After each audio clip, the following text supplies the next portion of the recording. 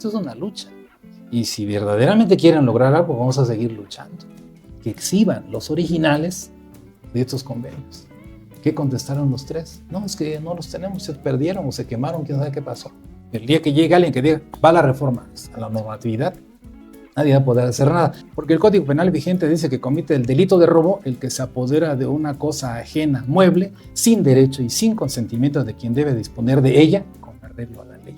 Me da vergüenza ir a recibir mi dinero al cajero si no lo devengué.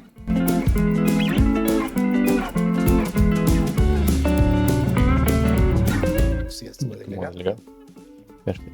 Pero Víctor Hernández nunca se apareció en el Congreso. No hizo nada. No hizo nada. Que quede muy claro. Que quede claro, ¿no? Los secretarios generales ya tenían acordada la reforma a la ley de pensiones. Si no hubiera sido por algunos compañeros con valor de lucha, con voz para poder defender a los compañeros y también de los jubilados, pensionados y pensionistas que acudieron a la Cámara, hubiera pasado como si nada. No hubieran ni siquiera defendido lo que es este artículo ahorita, el artículo 7º, que viene de 1958, ¿no? Por lo menos está vigente esa parte donde dice que si llegara a ocurrir en cualquier momento que las aportaciones del gobierno del Estado de Oaxaca, las cuotas de los trabajadores jubilados, pensionados y los rendimientos del fondo de pensiones y demás recursos no bastaren para cubrir las pensiones u otras prestaciones previstas en este ordenamiento, el déficit que hubiera, cualquiera que sea su monto, será cubierto por el propio gobierno del Estado de Oaxaca. Si no hubieran estado presentes, hubieran quitado esto. Sí. Ni siquiera podíamos tener por lo menos esta esperanza. Insisto, pues la esperanza para mí sería como de un 10%, porque me gustaría que leyera el artículo 6.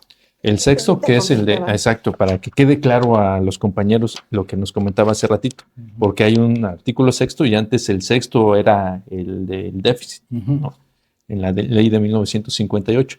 El artículo 6 dice, el fondo de pensiones se constituirá con... de la ley actual.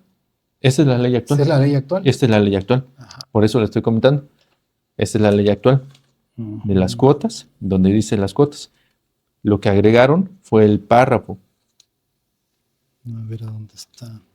En el artículo 7.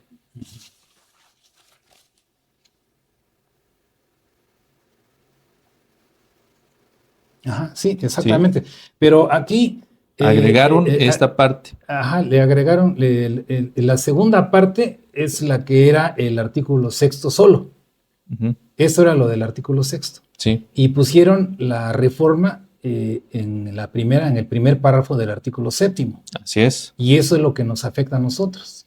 Que aquí es donde dice, si lo quisiera leer en la primera parte. El primer párrafo del artículo 7 dice, el director general de la Oficina de Pensiones deberá realizar cada año un estudio actuarial, el cual presentará al Consejo Directivo para su conocimiento, y si él mismo arroja como resultado que las cuotas o aportaciones son insuficientes para cumplir con las obligaciones derivadas de esta ley, el director general deberá hacerlo del conocimiento del titular del Ejecutivo y del Congreso del Estado para realizar las adecuaciones que garanticen la estabilidad y suficiencia financiera del sistema de pensiones del Estado.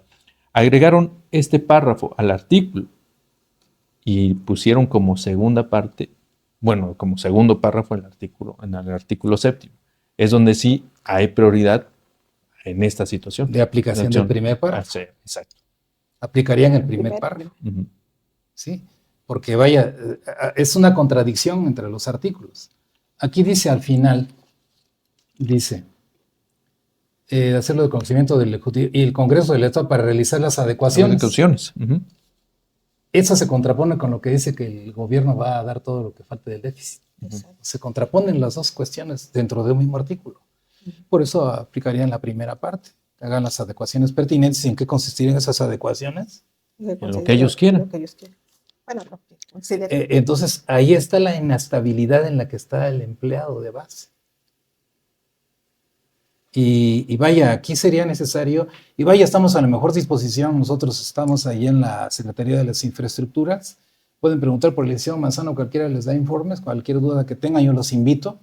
Cualquier duda que tenga, cualquier asesoría que tenga respecto de esto, estoy en la mejor disposición de asesorar a los compañeros hasta en la medida de mis posibilidades, porque siempre aprende uno de los demás. Claro. Entonces estamos dispuestos a orientarlos y el material que tengamos podemos compartirlo también con todos los compañeros. Pues ojalá y pueda compartirnos también material de lo que tenga para poder informar a los compañeros también en este canal.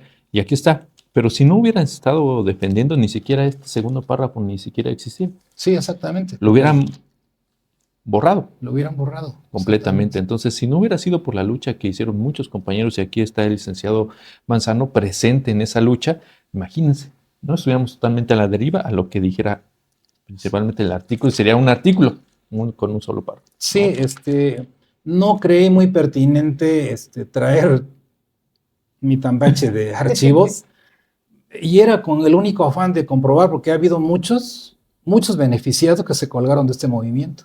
Muchos se beneficiaron de este movimiento. Y cuando a mí me dijeron y dudaban de mí, les dije, miren, aquí está el amparo que presentamos, el original de la demanda. Y aquí aparece mi nombre, el nombre de Armando de la Rosa que corrieron y yo soy en segundo lugar. Aquí estamos. Y aquí está la lista de todos los más de 400 que nos amparamos. Y aquí tengo esto y esto y eso, aquí tengo esto y esto con pruebas.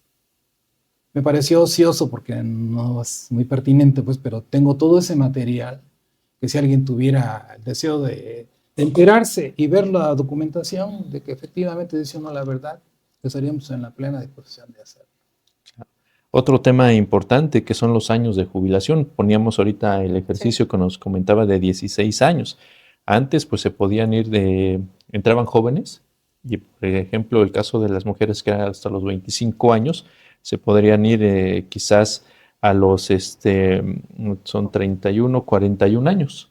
41 años. Jóvenes, si entraron a los 16, ahora tendrán ya no solamente cumplir los años de servicio, sino la edad. Si está en ese supuesto, digamos, entró a los 16, pues se tiene que cumplir ahora hasta los 40, hasta los 65 años. Sí, porque ahora son los dos. Tener esto y esto son dos cosas. Dos cosas. Son dos cosas, tener la edad y los años. Y aquí a mí me saltó algo, ¿no? En ese momento yo estuve en ese movimiento, pero bueno, no tan metida y sobre todo que esos parrafitos, los que no somos abogados, pues no los tomas, no te pones a leer, que es un grave error, porque lo debemos leer y pues buscar el apoyo que nos saque de duda de la parte técnica que a veces no entendemos. Sin embargo, aquí lo increíble que, bueno, el mismo sindicato violentó esos derechos de las mujeres, ¿sí? Ahorita ya se habla de que todo sindicato que tenga su unidad de género, secretaría de las mujeres, tiene la obligatoriedad de buscar esa equidad entre hombres y mujeres. Ese abismo que hay en salarios, a veces esas brechas salariales, que en algunos casos se han dado, pero sobre todo las brechas de participación política que deben tener en igualdad hombres y mujeres. Sin embargo, aquí esto muy importante que violentó los derechos de las mujeres, nadie alzó la mano, ni la voz. Porque digo, usted ha estado todo en estos procesos de lucha, tal vez mi tiempo ha sido menos, pero realmente el tema de violencia de género, las violencias políticas que se ejercen ahí para las mujeres, es increíble. Usted lo vivió como delegado, yo lo viví como delegada, y realmente es incómodo, porque uno puede tener los argumentos de que al unísono la gente del comité empiecen a gritarte, ¿no? Entonces, realmente a mí ahorita eso me sorprende, pero es preocupante, porque algo se tendrá que hacer. La situación de las mujeres y la participación política es otro tema de análisis, pero finalmente también ha dejado una brecha en nuestro sindicato, ¿no? Eso es por un lado. Algo que usted mencionó ahorita y que ha sido una de las constantes, sobre todo con los jóvenes hoy en día, es la memoria histórica. ¿Por qué la importancia de tener este conocimiento acerca de las luchas que ha tenido nuestro sindicato? Por lo menos nuestro sindicato. Ya no hablemos de toda la lucha sindical para tener un marco histórico y un contexto sociológico del devenir del movimiento sindical, ¿no? Pero por lo menos la de nosotros. Y los jóvenes no les interesa, debería interesarles. Y algo que nosotros hacemos siempre en nuestras nuestras pláticas es decirles, no somos moralistas ni vamos ahí protegiendo al gobierno, pero finalmente es compañero, es que sí te pueden correr, sí estás incurriendo en violar la normativa en el momento que te sales, en que no tienes un pase de salida, en que llegas, checas y regresas a las 3 a volver a checar, pero también existe la otra contraparte. Nosotros que ya tenemos tantos años en el gobierno, anteriormente sí nos daban trabajo, sí realmente éramos importantes como trabajadores de base. Y finalmente se empezaron a crear, ay, no sé qué palabra poder utilizar, se empezaron a crear unas prácticas legaloides, es decir, la gente de base se va a las 3 horas, ¿para qué les damos trabajo? Porque ya se van a ir y lo van a dejar a media. Entonces necesito gente de confianza, que desgraciadamente ni siquiera era gente de confianza, siempre decía de desconfianza, porque estaba por honorarios asimilables. Entonces entraban a trabajar. Y yo no voy a decir de qué secretaría, pero se sabe muchas veces es que contrato a 10 con 15,000 pesos, vas a cobrar 15 y el administrativo se lleva un porcentaje, ¿no? Ya te vas a quedar con menos. Ese tipo de práctica les convenía al que está dentro de la Secretaría de Administración y así fueron delegando trabajo a esos grupos porque les redituaba también una parte económica. Sin embargo, el personal de base fue soslayado y fue dejado a la deriva. Y pues también hay gente que dice, si no me dan trabajo ni modo, pues me salgo, ¿no? Tengo otras cosas que hacer, en vez de leer, en vez de hacer otras cosas, porque finalmente debemos estar en nuestro espacio. Sin embargo, como que ha sido también un problema que ha originado el mismo sistema. ¿Y sí, qué es lo que podemos hacer, ¿no? Sí, bueno, aquí se da una situación que deberíamos entender. Es una... entre el comité ejecutivo y el sindicato existe una alcahuetería. Ese sería el término. ¿Por qué? Como que tú le dices a todos que cuidado porque es sindicalizado, ¿eh? ¿Y quién controla el sindicato? El gobierno. Entonces es un juego, pues. Pues el día que es de base, no te metas con el de base. Porque ese es de base, ¿eh? El miedo. Entonces, yo, al menos, hay funcionarios que me han respetado porque les digo, no, es que ahí está la norma. Ejerza usted el derecho ahí. Tiene usted, hay que darles trabajo. Es que mira, compañero, por eso usted actúe también. ¿Por qué le tiene miedo? Si usted se adecua a dar órdenes en base a la reglamentación, ¿quién le puede hacer algo? Y hasta entonces lo mismo, pues, tiene razón, ¿no? Ahora, el temor por el voto de castigo también está metido aquí. Si estás acá y estás allá, es todo lo que digas y das el voto y todo eso, te la llevas tranquila, tanto a nivel político de gobierno como a nivel sindical. Si tú estás conmigo y me das el voto y haces eso y eso, estás tranquilo. Había un personaje, no quiero decir nombres, que una amiga de él me dijo, mira, ¿sabes qué tal delegado? Tiene su camioneta llenita, zapatos, blusas, pantalones y todo. Y todo aquel que lo quiere tener controlado, agarra 2 pantalones, agarra un par de zapatos. Para eso carga todo ahí, para tenerlos controlados. O sea, existe también eso. ¿Sí? O sea, controlar tú acá, tú acá. Entonces, vaya, yo quisiera que esto que están haciendo ustedes, sembrando, que se sembrara profundo, para que tenga una buena raíz. Y esa raíz no la desentierre fácilmente. Eso sería hacer un trabajo adecuado y fuerte. Hubo un personaje que me tocó la espalda una vez que hablé bastante y peleé cuando se perdió el tabulador de sueldos. Hablé y dije, y agarré y el compañero, el último que a veces me da la palmada, compañero, no se enoje. Le digo, no estoy enojado, estoy triste, no estoy enojado. Dice, no se ponga triste porque usted ya sembró muchas semillas, algún día va a germinar alguna semillita, no se preocupe. Ya no se va a rescatar. Y entonces el punto es ese. Nosotros tenemos que sacudir a la base trabajadora. Encontrar la manera más adecuada de sacudir para no lastimarlos. Y a veces hay que hablar fuerte, pero correctamente. a utilizar términos inadecuados, sino hablar fuerte pero correctamente, abrir cabezas. Yo lo he hecho todo el tiempo que he podido. Todo el tiempo que he podido lo he hecho. Y veo que la gente regresa. A veces se enoja un poquito, pero de rato regresa. Y me da gusto, pues dice, no, sí. Y luego se le dicen, ve con Lima, no, te voy a decir hasta qué te va a morir, pero te va a decir la verdad. Y entonces eso es, cuando uno sigue una misma línea, a mí me ha dado, les digo, el escalofrío me da mucho a mí. Un día del padre que había un festejo, compañeros de mi dependencia, que eran puros compañeros de más años, y eran ingenieros y arquitectos, pasé, era yo delegado, y me dice, Lee, no nos acepta usted una copita. ¿Por qué no? Le digo, me senté con ellos y dice, oiga, Lee, queremos decirle que tiene todo nuestro apoyo. Le digo, gracias. Dice, mire, nosotros le hemos seguido la línea y usted tiene años que vemos que no le llegan al precio. Entonces eso nos hace tenerle un respeto a usted y queremos que siga. ¿Saben qué le digo? Miren cómo me pongo. Le digo, pero por qué se pone así, le digo, es que el ser humano es errático. El ser humano es errático. Él me trató de mantenerme ahí, pero uno no sabe qué puede pasar en la vida. Y eso me pasa por el temor a fallar, a errar. Somos erráticos. Y uno no sabe qué circunstancia nos podría hacer errar en algún momento dado, algún caso fuerte.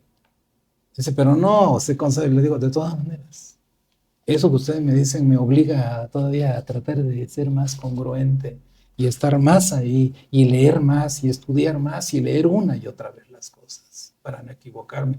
Porque si yo cometo el error de decir algo malo y el compañero lo toma a pecho y en serio y lo lleva por ahí y está mal, es un error garrafal, ¿no? Entonces, lo que usted me dijo me interesó mucho, lo de la equidad de género, y precisamente yo por ahí quisiera meter ahí una idea. Si se está peleando por la equidad de género, yo creo que podríamos ver el intento en cualquier momento que haya un artículo que nos ayude a luchar contra el acto discriminatorio que estamos viendo en la ley de pensiones. Claro. Hacerlo parejo, por lo menos hacerlo parejo, ¿no? Sí. Que se respete. Buscar por ahí, o sea, trabajo hay mucho. Sí. Trabajo hay mucho. El compañero Armando de la Rosa, que le digo que lo corrieron, con él metimos una demanda. Hay mucho que hablar en la Junta de Arbitraje, exigiendo que nos quitaran lo que decía el Estatuto de la Cuota Sindical. Y entonces la Junta de Arbitraje notifica al gobierno y el gobierno se lo manda a Contraloría, que no tenía por qué hacerlo. Entonces Contraloría, como que en representación del gobierno, el secretario de Administración, se mete a Contraloría, que no tenía por qué meterse. Y entonces cuando requieren al secretario de Administración, diciéndole que si era cierto que estaban cobrando el 1% cuando el estatuto, como se estaba leyendo, decía que era el 0.5%. Y entonces contesta, en aquel tiempo, no sé si fue Maya, pero contesta, y ahí fue una confesión, que para la ley tiene mucha validez. Dice, efectivamente, le estamos quitando el 1%, pero tiene tantos años que se hace que ya se hizo costumbre, dice, y pues ya es válido. O sea, fue una confesión. ¿Por qué? La costumbre es una fuente del derecho. Sí. Y entonces la costumbre dice que se va a aplicar siempre y cuando en el acto que se está repitiendo en el tiempo, reiterativamente, no esté regulado por ninguna norma. Entonces opera la costumbre. Pero aquí da la casualidad que sí está previsto el 0.5%. Y dijo el secretario, el jefe de recursos humanos, no sé, pero como ya se hizo costumbre, entonces ahí no opera la costumbre. Pero es violatorio. Sí. Y entonces yo dije, pues podemos tomar esto como una confesión para nuestro beneficio. Pero ahí nos entorpecieron el procedimiento y ya lo desaparecieron. Pero ahí están nuestras pruebas que metimos en la demanda para exigir que se adecuara el descuento al 0.5% como lo establece el estatuto. Lo hicimos. Es otra parte de la lucha que hicimos. Lamentablemente el compañero, le digo, lo corrieron y hasta eso con una hoja en su buzón. Ya estaba corrido. Y no hubo una notificación. Por querer defender los derechos de sus compañeros en ciudad administrativa que no les querían subir las prestaciones internas. Al final lo dejaron solo y fue el único que corrió. Me imagino que seguir su lucha, ¿no? Bueno.